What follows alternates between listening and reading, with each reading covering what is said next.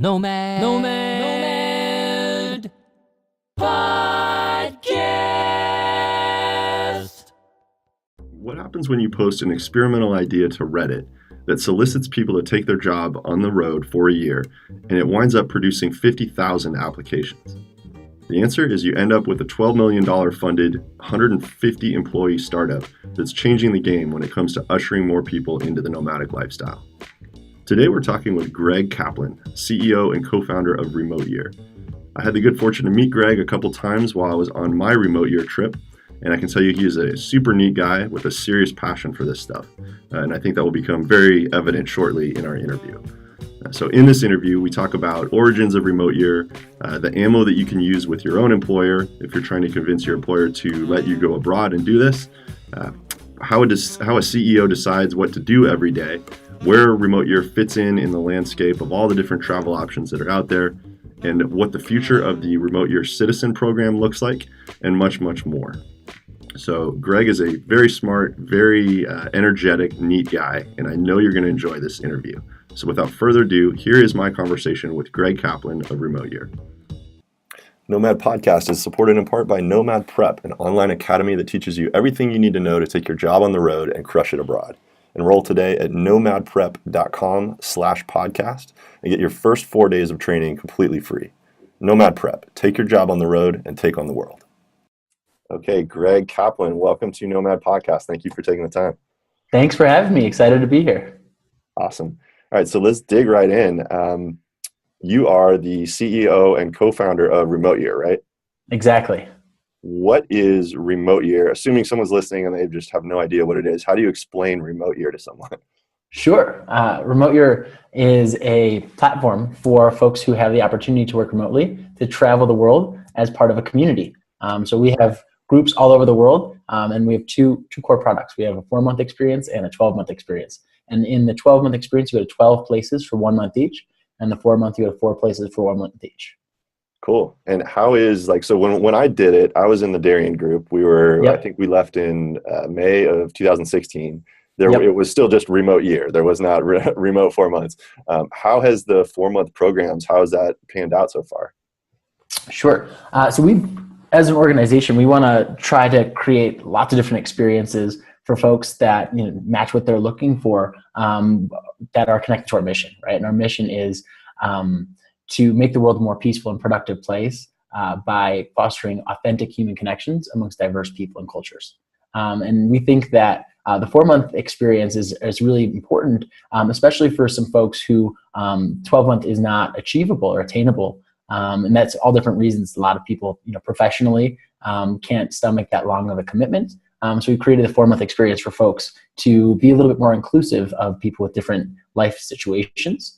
So we'll continue to create new products and experiences to expose people to diverse experiences across the world as much as we possibly can, as long as it's on mission and includes more folks in our experience.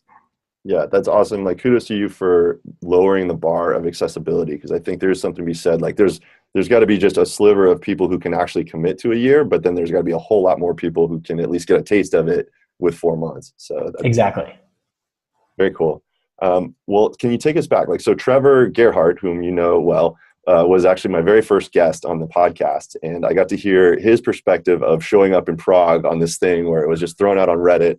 He didn't even know if it was a real thing, and he and Mark Brown are in a cab together going did we just give our money to a total hoax? And are we just somewhere in Prague right now where there's no real thing? Take us back to those days and tell us what that was like doing that first program, and how did that go? What was that like?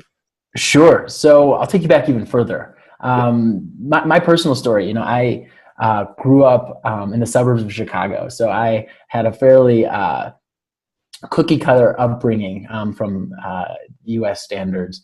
And when I was 5, my parents met this guy, Selwyn Butler, and he was a Kiwi from New Zealand in his early 20s and needed a place to stay for a couple weeks. And they invited him to stay with us for a couple weeks, and we really hit it off. So a couple weeks actually turned into over 5 years, and he became like a brother to me. And we had such an incredible experience bringing him into our home, learning from him, getting close with him, that we continue to do more of that. Actually, when I say we, it was really my parents. And next we had Evan from South Africa, and then Ben and Daniel, two brothers from Australia, and then Menji and Luce from North Africa, and then Aaron and Avery from Russia. So growing up, we had this sort of MIDI Model UN around the dinner table every night in our little cul-de-sac in suburbia. So that really opened my mind to global perspectives, but more importantly, it left a really strong mark on me around community. So I just love being with big groups of people all the time. And so whenever I do anything, I don't really care what I'm doing, but I care who I'm doing it with and making sure I'm with a big group of people. So to fast forward a little bit, after we sold the last company I was working on to Groupon, I was working at Groupon for a while. So I was 9 to 5, super sort of traditional work environment, open office environment, techie kind of stuff, but more traditional office environment. And I just felt stuck. I didn't sort of like that work style and work pattern. And so I went out and I found remote work that I could do from anywhere. And I wanted to go travel and see the world. But again, whenever I do anything, I start with who. So at dinner one night, I asked my group of best friends, do you guys want to get remote jobs and go travel together? And they all kind of looked at me like I was crazy and said, what are you talking about? That doesn't make any sense at all. So basically the next day, I put up a website. Who wants to travel together for a year while working remotely? If you do, put your email address in here. And my intention was really to just find a group of people to travel with for a while. And so I sent this link to a couple of friends who I thought might know some people, and they sent it to a couple of friends. And the first day, over 1,000 people signed up, which is absolutely crazy. And then over the next few months, it just kept going. It got picked up in newspapers and publications across the world. And before I knew it, 50,000 people signed up. So there's this really strong interest, really a lot of excitement. Looking back, I think there's some macro trends that propelled that. But during that period of time when all these people were signing up for what was basically a scammy-looking website of just like an email sign-up box, that's when I was talking to my roommate at the time, Sam Pessin, and said, there's something bigger here than just finding a group of friends to travel with, and let's try to formalize this into something a little bit more structured. And that's really where sort of like the idea of remote year turned into more of an organization than it was just a ragtag group of friends kind of experiencing the world together. So to fast forward to the story about Trevor, getting off the plane, we spent a ton of time then over the next few months figuring out how this would work, where we'd go, what we would do, and who would we invite to join us. And that culminated on June 1st, 2015, when the first group of remotes actually showed up in Prague. And that was such an emotional, amazing day for all of us. The remotes and the small team that we had working on it included. So I was actually at the airport, and I was holding up a big remote year sign waiting for Trevor, who was the first person to get off the plane. And there was nothing to find. We had no idea what we were doing at all. And we were just trying to figure out how can we make this thing work. It was a pretty audacious thing to put out there. Say, yeah, we'll figure out how to create a sustainable work and live experience across the world for a group of 70 people. And we set out to do it. Obviously, early on, there's a lot of challenges in, fulfilling on that promise. But, all in all, it was an incredibly rewarding and amazing experience to share with the folks who were doing it on that first program. And did you so at that time, did you ever envision it having 24 groups now or something like that? Did you ever envision it being this at that point? Early on, it was clear that there was this groundswell of interest and excitement for what we were doing. So I didn't sort of think too much then around exactly what it could be or how it could evolve. But honestly, from day one, this notion of working flexibly and experiencing the world struck a chord with lots of people. And so I definitely understood that there were some big possibilities for what this thing could become. But it's humbling every day to see how quickly it's actually unfolded and touched so many lives. Yeah, it seems like you guys got what they say you're supposed to get, figure out, get that product market fit, and you clearly nailed it. There's signal there. So double down and go after it once you know that there's demand. Totally. So for someone like we talked about this with Trevor, actually, he could have done this on his own, right? But he didn't. So it's this Yep. interesting, like you guys are like this catalyst for people that are on the fence that could do it, but aren't going to do it on their own. So but in your words, what value does this represent to someone who could go on their own but doesn't? Sure. And it was the same thing for me, right? I could go travel on my own, but for me, I'm all about community, right? That's for me the most important thing. And so that's why I created Remote Year, is because I wanted to be with a group of people to share this experience together. And I think that's what differentiates us from doing this on your own, right? We bring together an amazing group of people and you share this experience together. And if folks want to be on their own and do this on their own, that's a great option for people that works for. But for me, it started from day one about it being all about the community. And that's what I think is so special about Remote Year. And, I could turn back to you, was your community a valuable part of the experience, or do you think you would have preferred to do it on your own? Well, so I guess first off, I wouldn't have done it on my own. Like Sure. I looked at this and it was, I was fully capable as well, but it's just like, I looked at the logistics and like, there's no way I can be productive and also plan all the travel and figure out where I'm sleeping that night. So I didn't do it on my own. But once I learned about it, I'm like, hell yeah, this is, this is exactly what I want. So yeah, no, the community, I'd say like was probably the most underestimated thing. Like I had seen it more as solving that logistical problem and making it possible for me to do this. And then just like, oh, a community, that'll be a nice benefit. But I'd say like the further we got into Remote Year, it became clear that like the community was like 95% of what the value was. So Totally. I think in your experience is probably similar to a lot of folks who, I actually came and started this for the community, but I think a lot of people, you're right, come for the logistics and the global travel experience. But like you said, lots and lots of folks say like, my community is the most important part of it at the end. And that for me makes so much sense. And I think maybe for other people, they're not as sort of in touch with the power and importance of having community like that. But once they're exposed to it, just can never turn it away. yeah, I mean, I think of it almost like it's like sugar coated and these things that people think they want, but the real nutrition of it is actually the community thing that you didn't even know you were missing until you have it, right? Totally. You've talked about it. I think I've heard you talk about it before as like a platform for self-discovery and self-exploration and growth and self-expression. Can you talk a little bit about that? What you mean by a platform? Yeah. So platform is an interesting word that lots of people throw around, but I think, ultimately we want to provide the foundation for folks to have these experiences, right? We're not going to hold your hand and, pull you into the fire and say, go do this.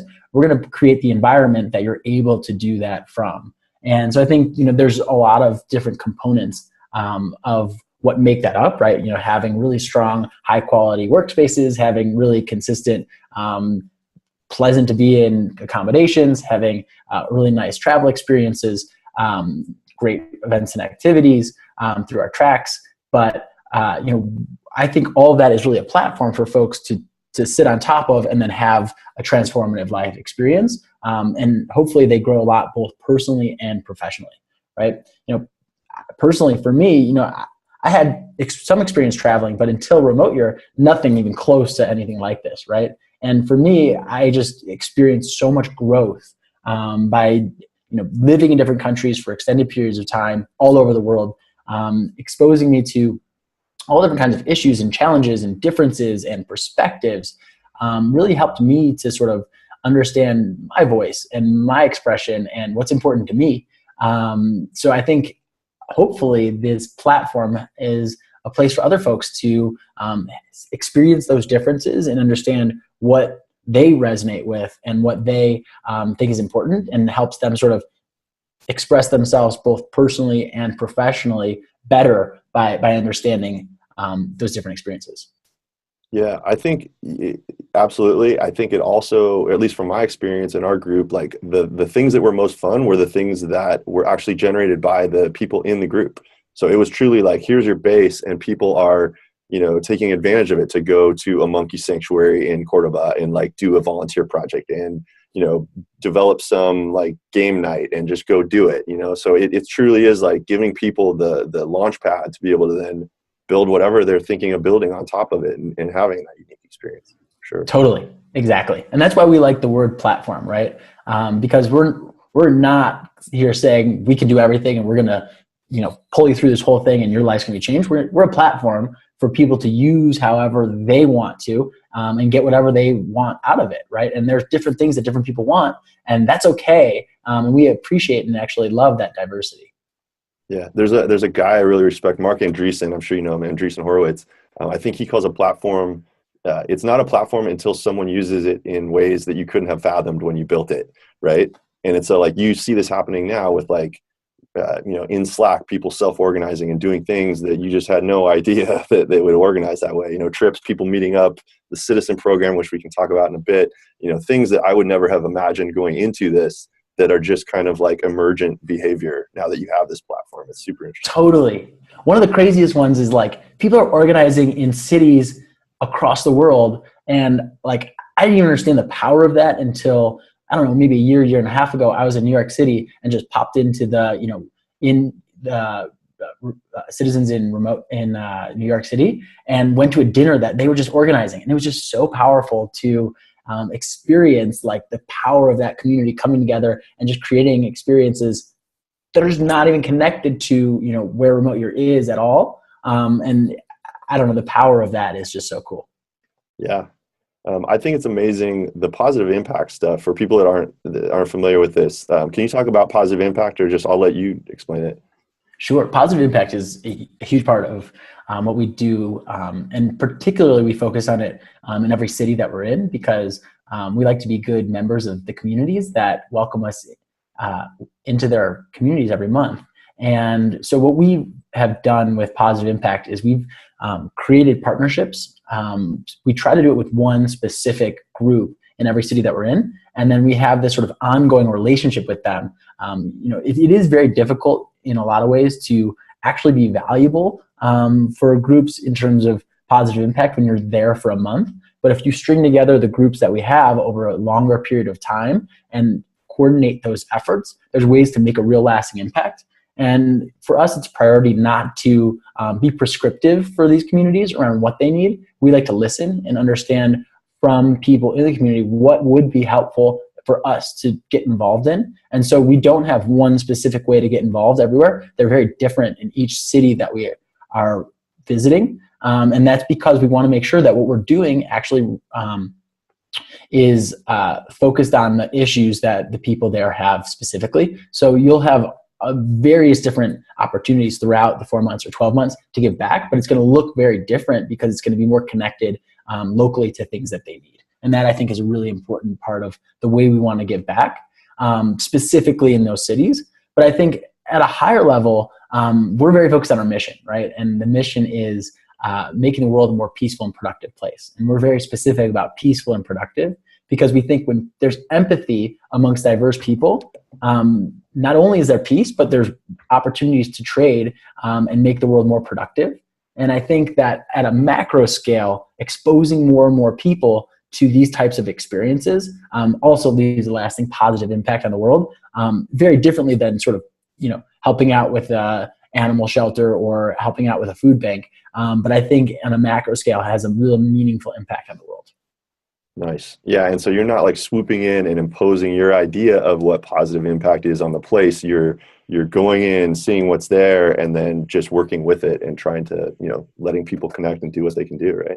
Totally. And so we do have folks on our team who are focused on that, but we also have a lot of amazing people in our community, in the nation, who want to give back in specific ways and learn about opportunities to give back. And we try our best also to support those whenever we can.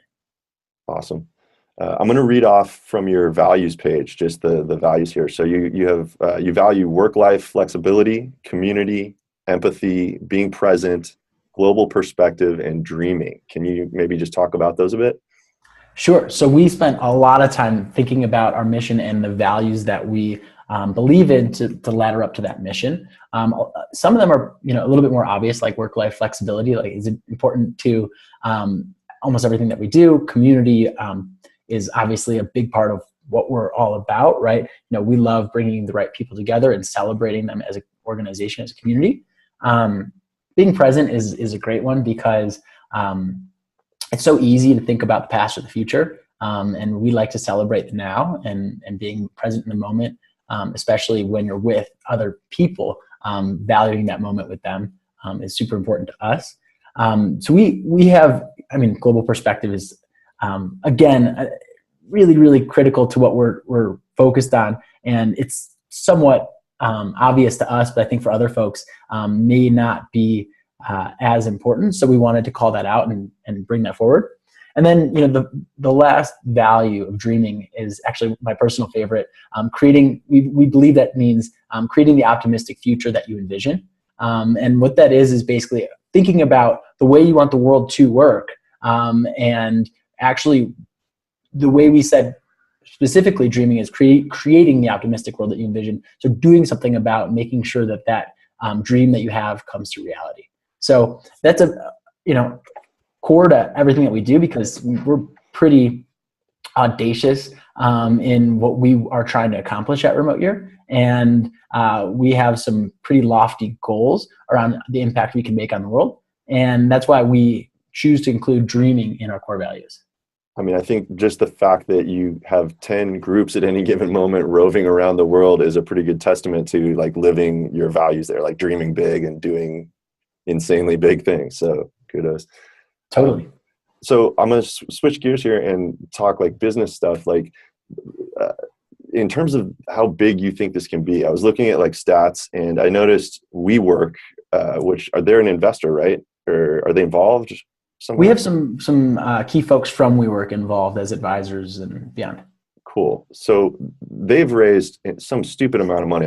Their Crunchbase says $9 billion, which I don't even know how that's possible. But insanely large market cap, at least suggested by that investment. You guys raised a pretty large Series A. You raised a $12 million round, right? So it clearly, you think this is a huge space, and it seems to be so far validated by what we see in the market. How big do you think this is going to be? Is the world moving to remote work, or what can we expect to see in the next couple of years, in your opinion?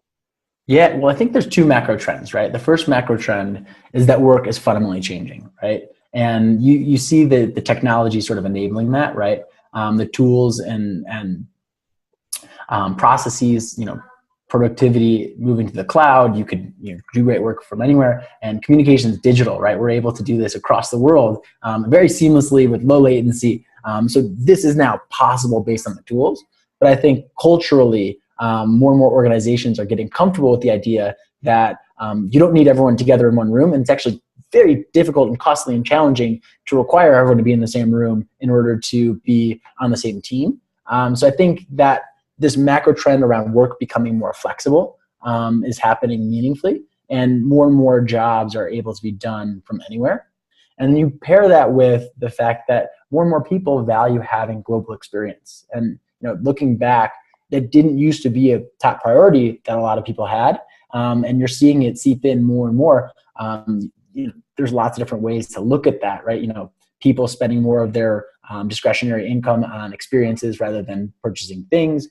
You see the global travel market growing at exponential rates, which is crazy to see because of how big it already is. So I think you combine the fact that work can be done from anywhere, and the value more and more folks are putting on having a global experience, and you marry them together, and this category of work travel programs, I think, has an opportunity to be really, really massive. And I think that we're going to get to a world where it becomes much more normal to have this experience at some point in your career. And I think that I don't know what percentage of people eventually will do that, but I think it's going to be a very meaningful part of the total population that will have this experience at some point.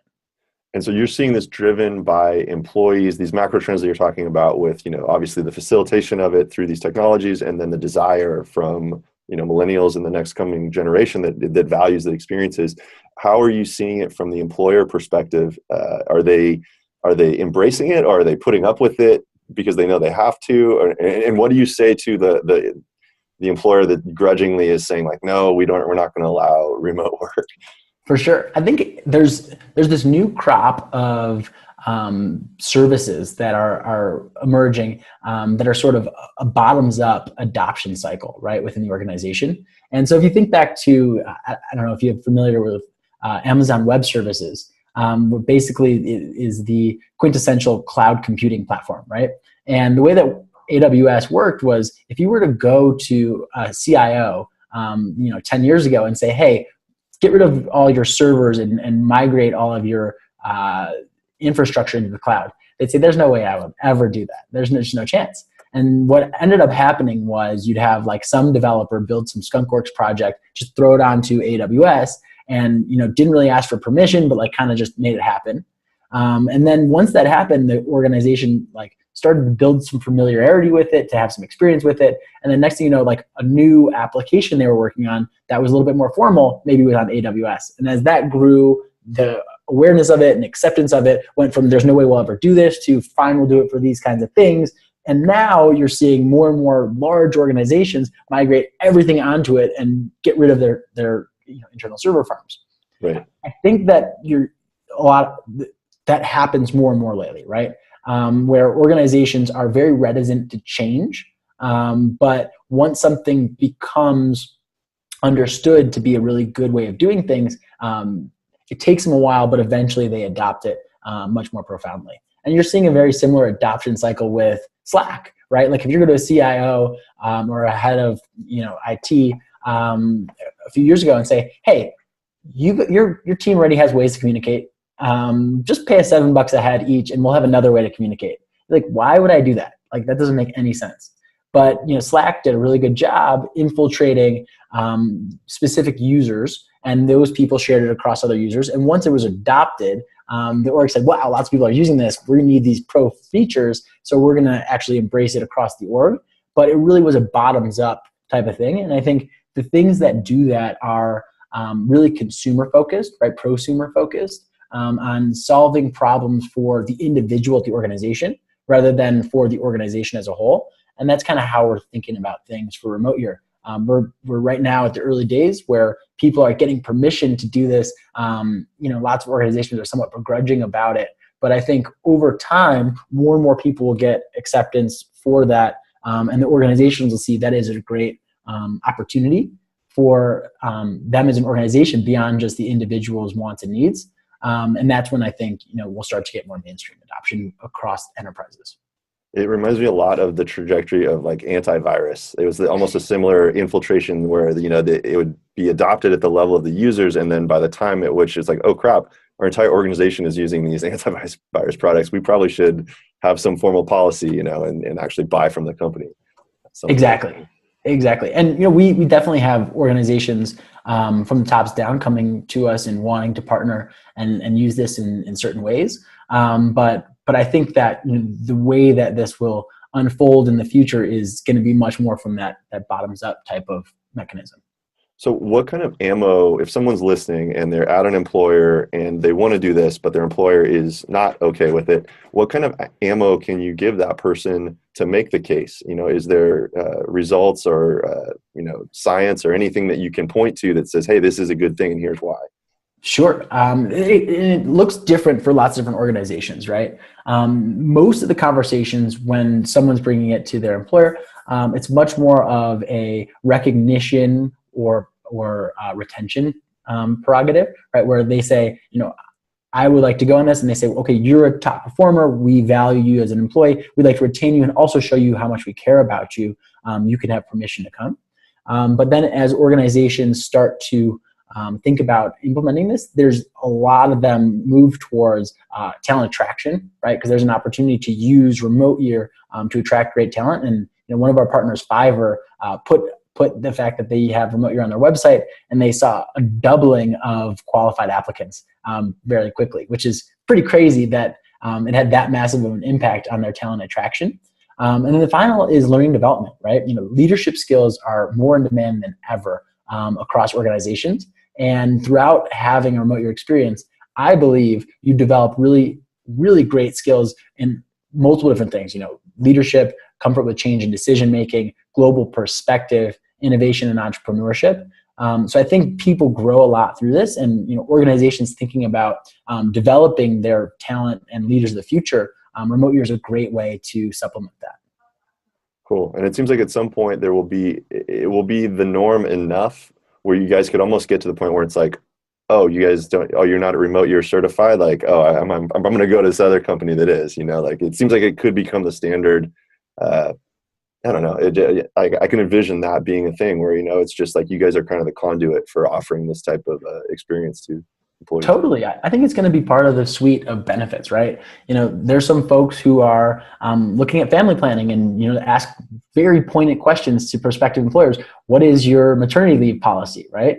For other folks who aren't thinking about family planning at the moment, maybe they'd ask about a different suite of benefits. And, one of those that historically they've asked a ton about is different types of international experience, right? If you think back to some of the most competitive employers, it's the consulting firms, right? And these guys come on the university campuses with a deck of 10 slides, and 3 of those slides are international experience. It's externships, it's transfers, and it's MBA grad school experience. And so they come out there and they pitch these 3 things that I think are very similar in a lot of ways to what remote year is. And only the top tier employers that are employing the top 1 or 0.1% are able to offer those. But I think remote year is a much more connected experience to what people are actually looking for. And the cost structure for an organization is much, much lower, right? It's not, $250,000 like an MBA, and you lose out on the person for 2 years, but, $27,000 for our 12-month program, and you still get the productive employee for the year. So I think, thinking about it with that regard, I think we'll see a lot more organizations adopt these types of benefits for folks in the future. Yeah, but what's a sweetener and a special deal today, I think could just become table stakes down the road and just be expected at some point, where kind of the dominoes all fall at that point, Totally. I think that's definitely possible. We'll see. Yeah. I hope the world goes there. Sure. In the landscape, so when you guys started, I don't know that there was anyone else, or maybe there was 1 or 2 other tinkering around with it, but there seems to be a proliferation of more, not copycat, but there's more people doing this. Can you talk about that landscape in terms of where you see remote year? Who is it appropriate for? Can it be occupied? Can there be multiple providers coexisting there? And how does that all play together in your opinion? Sure. Like I said, I think this is going to become a very common thing that people do. So I'm not super focused on whether or not there's other folks providing it, but I'm more focused on, how do we help people make this decision? And part of that is, introducing the 4-month experience. We've been investing a ton recently in our employer solutions team, helping folks actually have that conversation with their employer, because that in a lot of ways is what's preventing people who want to have this experience from having it. So we're really focused more on the reasons why people aren't participating in this behavior than, making sure that everyone that does do it, joins remote year, because we see so much opportunity to change people's lives. And if the way that they do it is, with someone else, that's awesome. That's great. We're super excited for more people to do this, and because we're very mission focused, right? And we want to create a much more peaceful and productive world through helping people have authentic human connections with diverse people and cultures, right? And if they do that with us, amazing. If they do that with someone else, it still, furthers our mission, and that's great. Yeah, definitely. Grow the pie. Don't fight over the piece that's on the table right now, right? Exactly. Because I think we're really now just scratching the surface of what this is going to become. Agreed. Okay, well, is there anyone who shouldn't do remote year, in your opinion? Of the people that you've seen do it, where does it go wrong? Or is there some people for whom it's not a fit?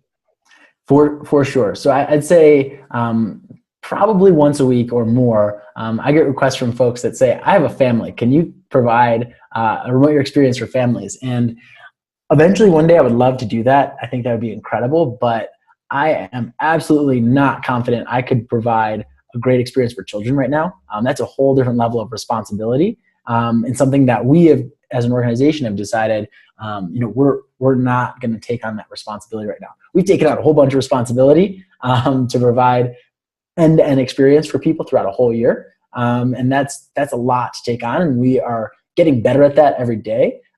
So, folks who have young children, I would love to help you guys, but right now that's not something that we're able to accommodate, and because I don't think we could do a great job of that. So that's just one example, but there's a bunch of different examples of of folks who one day we'd like to help have this experience, who right now we simply can't.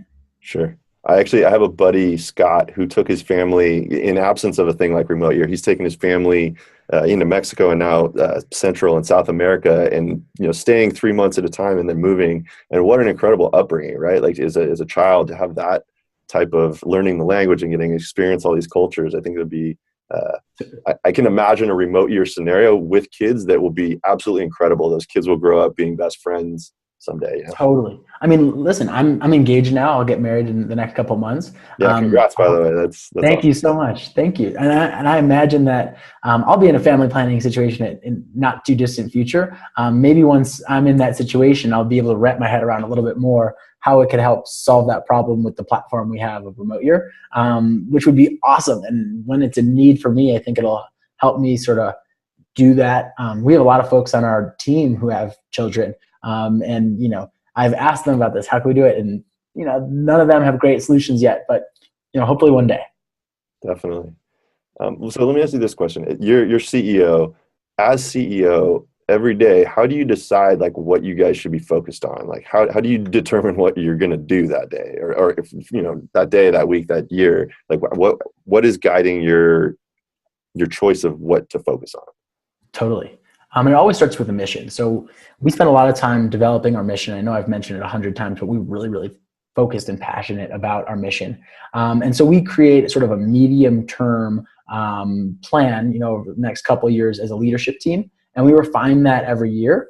And then every year we set concrete goals around what we're going to do over the next 12 months to get closer to our mission, right? And so every year we set concrete goals, and we talk about them to the organization as much as possible, because you have to reinforce those things over and over again. And then as an organization, every team and every individual sets goals that ladder up to those annual goals. And we have a whole iterative process where we work together to set those goals.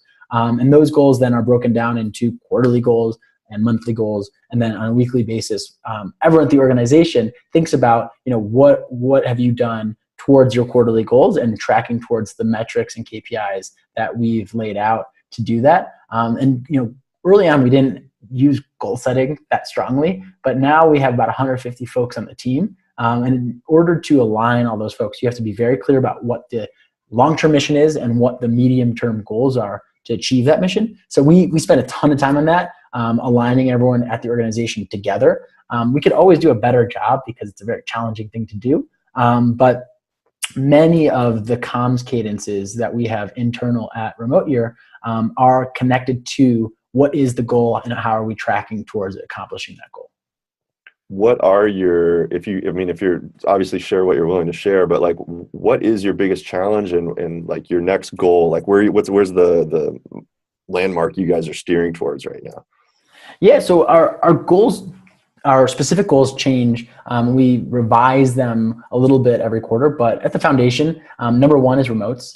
How do we continually, every single day, create the best possible experience remotes? And we call that our foundational goal. So that's always our goal. And then we always have things on top of that we're focused on. For instance, this quarter, one of our goals is to do more internally in our team around inclusivity. How do we build a more inclusive team and create an environment that's more inclusive for all the different kinds of folks that are on it? Because we have people from all over the world in our team, and we can always do a better job making an environment that can celebrate the differences that we have and be more inclusive. And so that's one of our key goals this quarter. We have obviously other goals around sort of different business issues that we're working towards. But at a high level, that's one of our core goals. And another goal is moving our organization closer towards sustainability because we want to last forever. And then another goal usually is connected to growth in some kind, because our goal is pretty audacious. It's making the world more peaceful and productive, and the only way to do that is to touch more lives on an annual basis. So the inclusivity one is actually it's perfect, because that was I threw some questions out in the Nation Slack, and that one 3 different people said, yeah, I would love to know this diversity question about both internally in terms of hiring for remote year, but also how do you diversify the folks that you're pulling into, the participants of remote year? Are you able to share, like, what are your plans around that? Sure. Diversity and inclusion is a very, very complicated issue and something that we've been thinking about from day one, right? How do we have as much diversity as possible on programs, and how do we have as much diversity as possible within our team?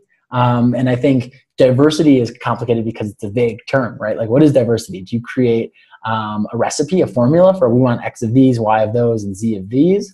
Or do you say we just want to create an environment that is inclusive and has people from different perspectives? One vector of diversity we've thought a lot about is geographic diversity. Where are people from? And trying to be as diverse as possible there.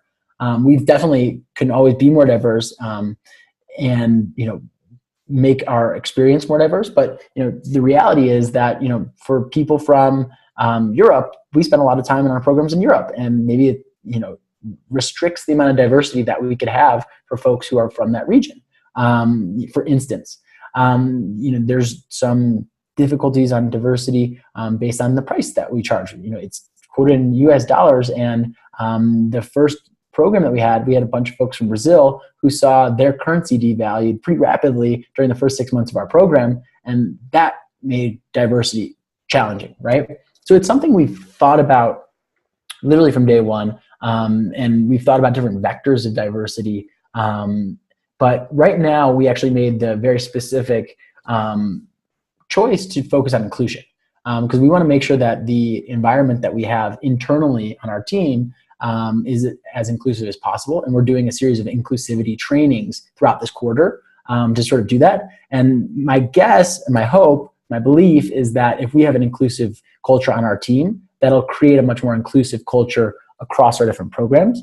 So we want to start from the core and sort of build out from there. And over the next few quarters, hopefully we'll be seeing some initiatives around inclusivity that touch many different parts of the remote nation. So I think that could be a really great way to start. But diversity is also something you have to be prescriptive about. You have to make sure that you're, taking the effort to open yourself up to a diverse slate of people for all different things. And that means for roles that we have open, that means for our program placement team to select the right folks to come on program.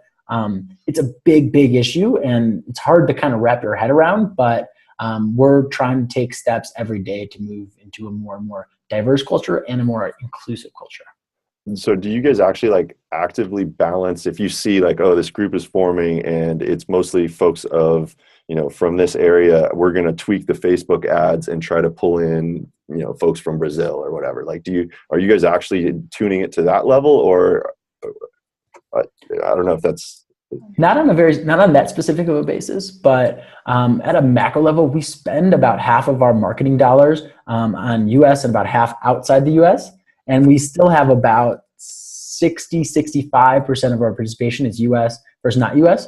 So if we were just to think about ROI, it's much more expensive for us to acquire folks from outside of the United States, but we continue to allocate a lot of our energy and efforts and spending towards an international demographic. We could probably do even more, but that's kind of the decision we made. And we do that because we value that diversity. And from an economic perspective, it's not the best decision from dollars and cents, but we still choose to make that decision every day because we want to have diversity amongst our community. So we make decisions all the time to try and stimulate diversity, but it is a challenge and something we think about, and we could always do a better job. But geographic diversity is just one vector. How do we think about racial diversity and well, I was going to say gender. I'm here in Lisbon with the Ohana, and I don't know if you're aware. I'm sure you're aware, but the group has got to be about 85% women at this point, which is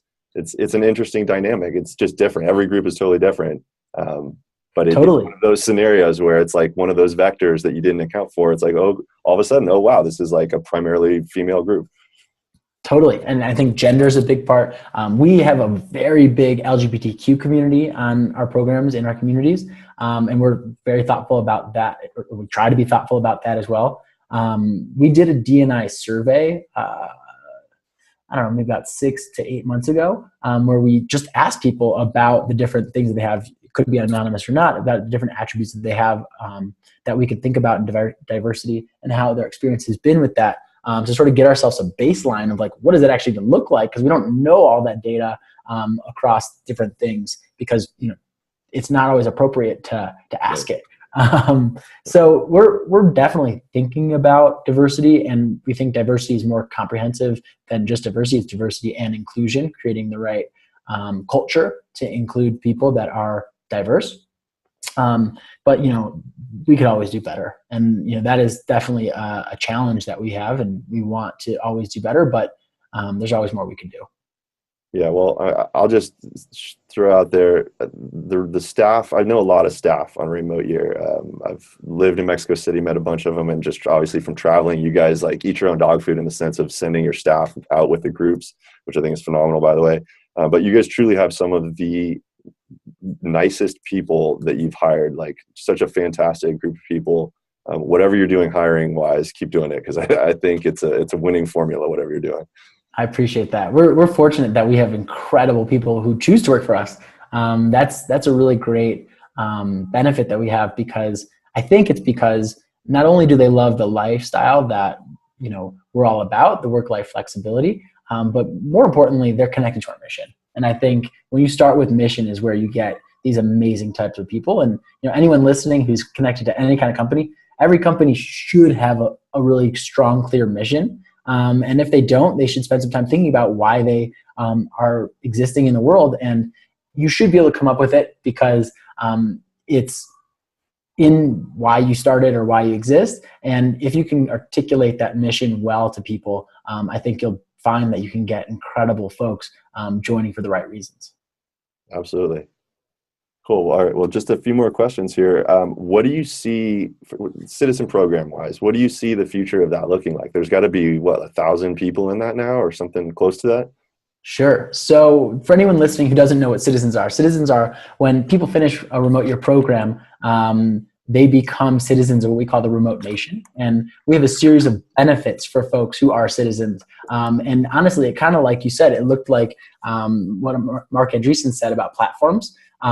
We try to be responsive to people who are citizens to say, what do you want from Remote Year? What can we do for you to make this experience the best possible that it can be? And the first thing people wanted to do was they wanted to continue joining communities on a month-to-month basis. And so we created that first. We call that Global Access. And basically we have a team who helps citizens if they want to join communities anywhere that they want to in the world. And we provide the similar type of experience to those folks that want it, that are citizens. And so, Sean is in Lisbon right now at our workspace that we call WIP, and he's participating in a way with Global Access as a citizen. So that's been one way that we've been, providing value to the folks once they finish the program, letting them participate in a way that works for them. But I think that there's some really interesting ways that we continue to respond to the way citizens are acting now, and provide, those type of engagements in ways that are a little bit easier, a little bit more turnkey. One thing that I think is really exciting is the way that people are self-organizing in cities maybe where we don't exist, like New York or San Francisco or London or Sydney. And there's lots of citizens there that are spending time together, planning activities and events. I think in the future we could potentially have somebody on our team in one of those markets planning activities and events and opportunities to engage with the community. That could be really, really cool. I personally have done that before in some of those cities and think it's awesome, and would love to try to build that for folks.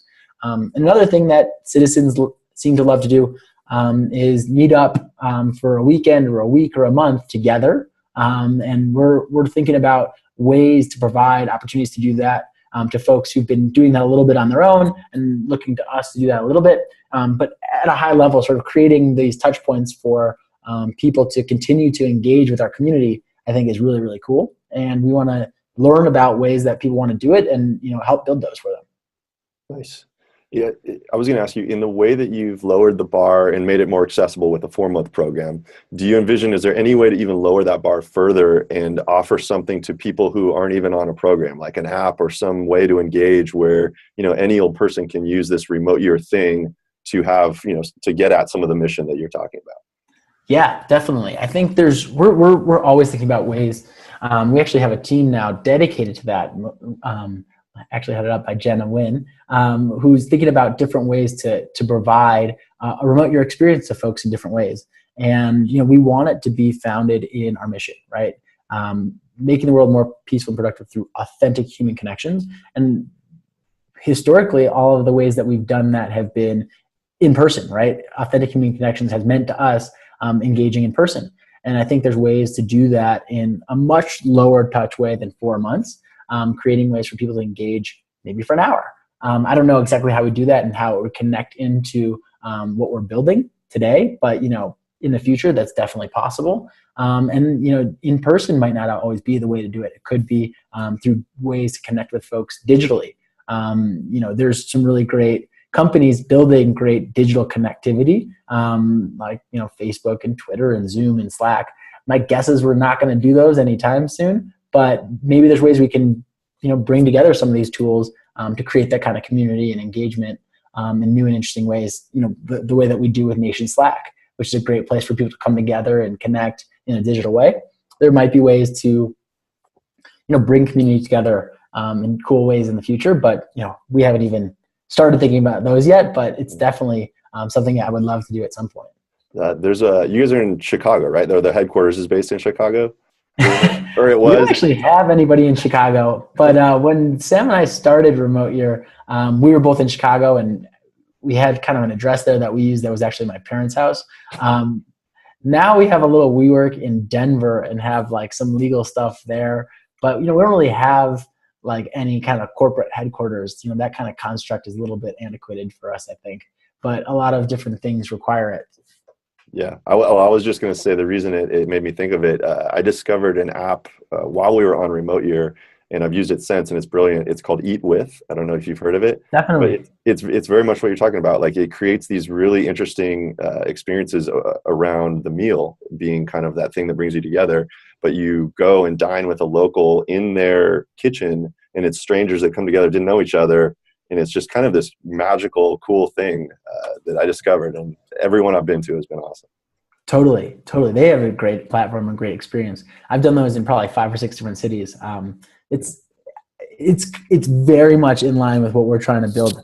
They take a very different tact on it, which is awesome. And I like to use that as a user. But I think that's the kind of thing that, we'd like to do more of, helping people break out of their everyday life and have experiences that are maybe different and push them a little bit into a broader sense of empathy and understanding. Awesome. All right. For the last couple of questions, I ask the same set of questions for everyone. So I'm going to switch gears here and go tactical on you. Cool. Is there anything that you read or listen to regularly? Anything that you find yourself coming back to, like a news source or a blog or a podcast that you consume regularly? Sure. I love podcasts. Podcasts, I think, is an incredible medium. And I want to learn about more podcasts. If anyone listening has suggestions, please let me know. I listen to The Daily a lot. I listen to How I Built This by NPR, which is incredible. I get inspired by other people's stories building world-changing movements. I think a lot of those kind of dreamer or founder stories for me are a great source of inspiration. And I like to read a lot of books about some of the more impactful sort of dreamers of the past. The books on Jeff Bezos. I just finished Warren Buffett. They're always inspiring for me. If anyone has any recommendations, again, feel free. I would love to hear about any recommendations about biographies that have been particularly impactful on you. I just read the Elon Musk one, and that was just mind-blowing. Like, what that single guy has done is pretty incredible. It's wild. That was a great one. Yeah, I agree with that. Yeah, cool. Okay, I'll link all those in the show notes for the people listening. What about and this is probably going to be a silly question for you because you've traveled so much, but do you have any travel hacks or any things that you recommend in terms of tips or ways to save time, money, etc.? I think that it's super important when you are traveling somewhere that there's some level of familiarity.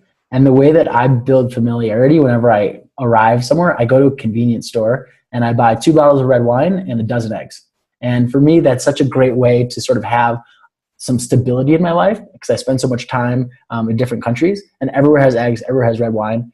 So at night I can have a glass or two of red wine, and when I wake up I can make a couple eggs for breakfast, and then I have whatever I need to be feeling comfortable, sustainable, and familiar, which sort of helps sort of move through the noise and difference of the different places and build that sort of continuity for me. That's awesome. It reminds me, I interviewed Diego from Wi-Fi Tribe. He's the co-founder of Wi-Fi Tribe, and he talks about how he uses his headphones as these anchors to like take his office anywhere. And he has this like ritual basically of kind of going into his office, even though it's always in someplace new. But it's interesting that you kind of echo that same thing. It's like, what are my rituals that like give me a sense of familiarity and home wherever I'm at? Totally. Rituals are such a cool thing in general. I think they're so powerful. Definitely.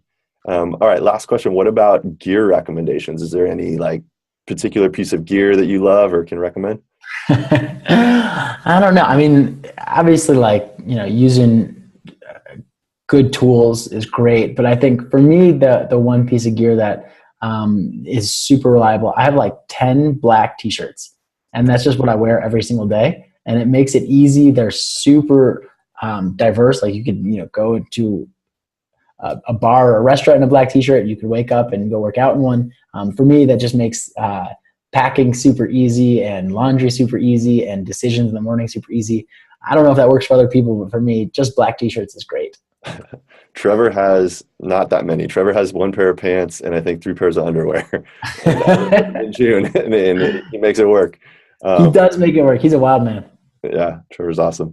All right. Well, so for the people listening, if they want to do this, actually a couple of things. So employment wise, you guys are hiring, like how do people, if they want to come work for you guys, how do they do that? Sure. We have all of our jobs listed on our website. So if you want to work for us, please go check that out. We are hiring for various different roles right now, and we'll continue to do so. So just check out what's going on there. And, also feel free to reach out. If you're interested in joining Remote Year or working at Remote Year, feel free to email me directly. I'm just greg@remoteyear.com. Awesome. And then for the prospective people who might want to try this, there's an application form on there as well, right? They can just go to the website and sign up. Sure. Or if people are interested, they could just feel free to email me directly too. greg@remoteyear.com. I'm checking email all day, and I'll connect you to the right folks internally to help you out. That's awesome, man. Hopefully we can create a deluge of emails for you. People. That'd be awesome. Any parting thoughts for someone who's on the fence and doesn't know if they can do this? Any words of wisdom? My life has for sure been changed with this kind of experience, and I hope many others have as well. If you're considering it, just reach out, and we'll have folks on our team who can walk you through the process to help you decide if it's the right fit for you. Awesome. All right, Greg, thank you so much for taking the time. I know you're a busy guy, so I appreciate it. Thank you, Sean. It's been great. Talk to you soon, my man. Take care. Okay, that was my conversation with Greg Caplan of Remote Year. If you have a question for Greg, you can leave a written comment underneath this episode, or you can also record a video comment using your webcam. So if you're considering doing a travel program like Remote Year, you can save up to $300 off select programs simply by applying via our discounts page. You'll find that link in the footer of our website under program discounts, or simply go to nomadpodcast.com/discounts. Note that if you do apply directly to the program, it does invalidate your opportunity to get the discount. So make sure that you apply via the form on our site. Nomad Podcast is supported in part by Nomad Prep, an online academy for aspiring digital nomads taught by yours truly that teaches you everything you need to know to make the transition to the lifestyle of a digital nomad. Get the first 4 days of this 2-week program completely free by going to nomadprep.com/podcast. Nomad Prep, take your job on the road and take on the world. So we're going to try something a little bit different for our 10th episode. Can't believe we're hitting double digits, but we're going to do what's called an AMA, an Ask Me Anything. So I'm going to invite all 9 of our previous guests back, and we're going to try to have everyone on at the same time. And I'm going to take questions that you guys submit via Twitter, via Facebook, via comments on each episode. If you happen to be in the Remote Year Nation Slack, we'll be taking questions there as well. But I'm going to compile all these questions, and hopefully we're going to be able to do a live session with all the previous guests where we answer these questions. So that's what we're attempting next. No guarantees if this is actually going to happen, but that's what I'm trying to pull together now. And so that's what's coming up. If you've enjoyed the content thus far, the greatest compliment you can give is to refer this to a friend. So consider sharing it on your social media of choice, whether it's a tweet, a Facebook share, an Instagram story. Whatever you can do to help spread the word is much appreciated. Also, anything you can do in the way of a review or a rating really helps drive listenership. So pick your favorite podcasting platform of choice and just hop on there and leave a quick review or just a quick star rating, and that would be much appreciated. Lastly, if you're a blogger, we now have a platform where you can apply to and get your content syndicated to reach a larger audience. Simply go to nomadbloggers.com and click the blue submit link in the header to add yourself. Okay, as always, thank you for listening. Thank you for your support of this initiative. Until next time, it's a big world out there. Get out and explore it, and I'll see you on the road. Nomad.